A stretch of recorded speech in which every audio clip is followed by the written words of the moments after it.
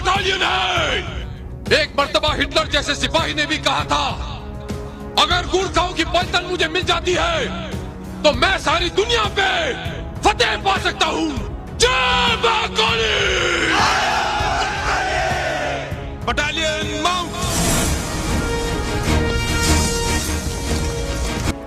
एक बार भारत की field marshal Sam Manekshaw ने कहा था, अगर कोई शख्स कहता है कि हमें मरने से डर नहीं लगता तो समझ जाओ या तो वो झूठ बोल रहा है या फिर वो गोरखा है। दोस्तों, गोरखा के बारे में दुनिया में जगह जगह केवल बहादुरी का ही चर्चा है। एक बार तो हिटलर जैसा योद्धा ने कहा था, हे ऊपर वाला, हमारे साथ ये क्या नाइंसाफ़ी है, अगर हमारे साथ ये गोरखा सेना आ जाए तो मैं पूरे दुनिया को एक बार नहीं कई बार जीत लूँगा।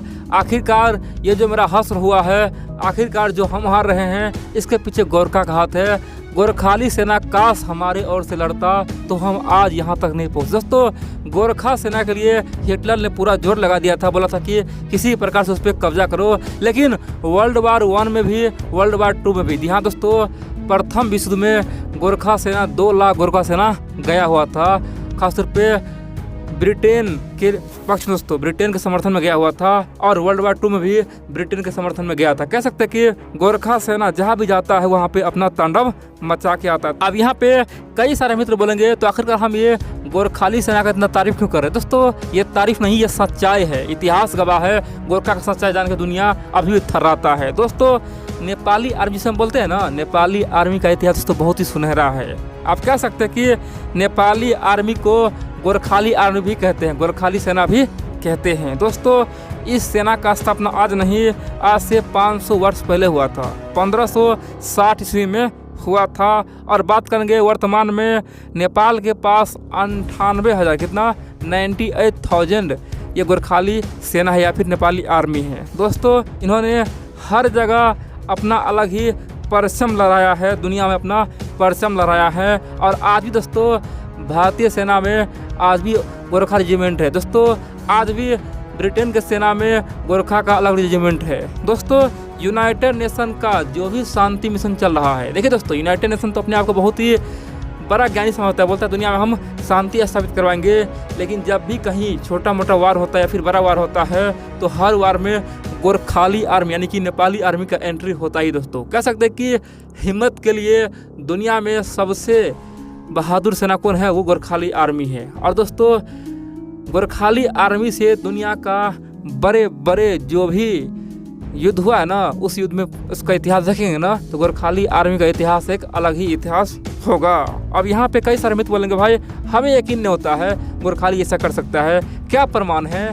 दोस्तों, इतिहास पढ़िए, आपको प्रमाण नहीं मिलेगा ना तो मुझे आप बोलिएगा। अरे भाई, ये हिटलर तो छोड़ो, गोरखाली आर्मी ने चीन को भी हराया है। आप बोलेंगे चीन को हराया है? जी हाँ दोस्तों, जो चाइना आज खोज उछल कूद रहा है, दुनिया को धमका रहा है, डरा रहा है, बोल रहा है कि दुनिया को हम मुट्ठी में कर लेंगे। दोस्तों, नेपाली सीनो वार हुआ है, जी हाँ दोस्तों, सीनो नेपाली वार हुआ है ना, उस वार में चीन को भी गोरखाली आर्मी ने पटकनी दिया है। आप बोलेंगे कैसे? देखिए दोस्तों, फर्स्ट सीनो नेपाल वार हुआ था 1788 से 1789 में। ये वार तिब्बत में लड़ा गया। तिब्बत को पूरी तरह से नेपाली सेना ने हरा दिया और तिब्बत को अपना गुलाम बना लिया, और कई सालों तक तिब्बत से कर उछलता रहा। तिब्बत सरकार झुक के कर देता रहा। अंत में क्या हुआ दोस्तों, 1791 में चाइना ने तिब्बत को समर्थन करने का ऐलान कर दिया, और चाइनीज आर्मी और तिब्बत आर्मी दोनों गोरखाली सेना से लड़ने आ गया, नेपाली सेना से लड़ने आ गया। और दोस्तों, ये युद्ध बहुत ही विकराल युद्ध है, बहुत ही खतरनाक युद्ध हुआ। और इसमें दोस्तों, इसमें नतीजा क्या हुआ, बराबरी का रहा। चाइना और तिब्बत मिलकर भी नेपाल को नहीं झुका पाया, चीन वहाँ से फिर भाग गया। और दोस्तों, नेपाल अंत में चाहता था कि पूरी तरह से तिब्बत पे कब्जा ही कर ले, लेकिन उस समय भारत में अंग्रेज ने तांडव मचाना शुरू कर दिया। और फिर क्या हुआ, उस समय के लिए नेपाल सेना शांत हुआ। उसके बाद दोस्तों क्या हुआ आप जानते हैं, 1814 में क्या हुआ, 1814 में फर्स्ट एंग्लो नेपाली वार शुरू हो गया। जी हाँ दोस्तों, एंग्लो मतलब ब्रिटिश सरकार और नेपाल सरकार के बीच में वार शुरू हो गया, जिसे आप नाला पानी का वार कहते हैं। दोस्तों, नेपाली सेना बहुत कम था, गोरखाली आर्मी बहुत कम था, लेकिन दूसरी ओर 30,000 40,000 ब्रिटानिया फौज था, यानी कि ब्रिटिश फौज था। और दोस्तों उससे लड़ा गोरखाली सेना, बच्चे लड़ा, महिलाएं बुजुर्ग सबने लड़ा और दोस्तों बिना पानी का लड़ा। और इस युद्ध में ब्रिटेन भी नतमस्तक हो गया। उन्होंने पहले ही कहा था कि भाई दुनिया में हम बहुत घूमे, लेकिन गोरखा जैसा साहसी और गोरखा जैसा बहादुर सेना हमने कभी नहीं देखा। दोस्तों ब्रिटेन भी नतमस्तक हो गया था और अंग्रेज सरकार भी नतमस्तक हो गया था और गोरखाली सेना को सलाम किया था।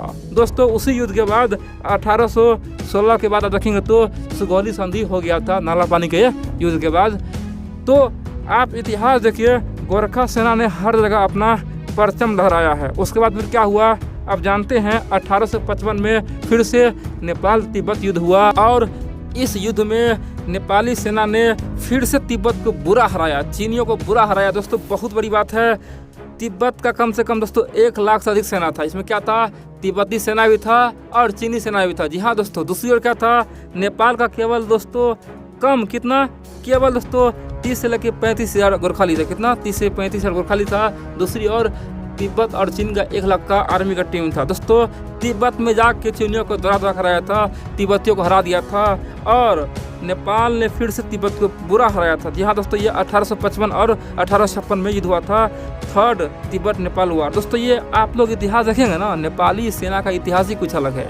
इसीलिए ब्रिटेन हो, भारत हो या फिर यूनाइटेड नेशन हो, हर जगह गोरखाली का अलग मान सम्मान है। और दोस्तों मुझे गर्व हो रहा है कि मैं आज गोरखाली सेना पे वीडियो बना रहा हूँ, नेपाल के इतिहास से वीडियो बना रहा हूँ और भविष्य में मैं नेपाली सेना के बारे में और कुछ जो यूनिक बातें हैं, जो बातें दुनिया तक अभी तक नहीं आ पाई है दोस्तों, मैं बताने का प्रयास करूँगा। क्योंकि दोस्तों ये हिंदू आर्मी कह सकते हैं। गोरखाली आर्मी का जो सिंबल है दोस्तों, महादेव जी का डमरू त्रिशूल। जी हाँ दोस्तों, गोरखाली आर्मी का सिंबल है क्या, डमरू त्रिशूल महादेव जी का। और गोरखाली आर्मी महाशिवरात्रि हर साल धूमधाम से मनाते हैं। जी हाँ दोस्तों, महाशिवरात्रि धूमधाम से मनाते हैं। कह सकते हैं कि हिंदू राष्ट्र नेपाल था कभी, और उस हिंदू राष्ट्र का गोरखा सेना शान हुआ करता था और आज भी शान है दोस्तों। बेशक नेपाल लोकतंत्र बन गया है, लेकिन नेपाल का जो गोरखाली सेना है आज भी वही दमखम रखता है। खोखरी से एक बार बोलता है जय माँ काली आयो गोरखाली, और खोखरी से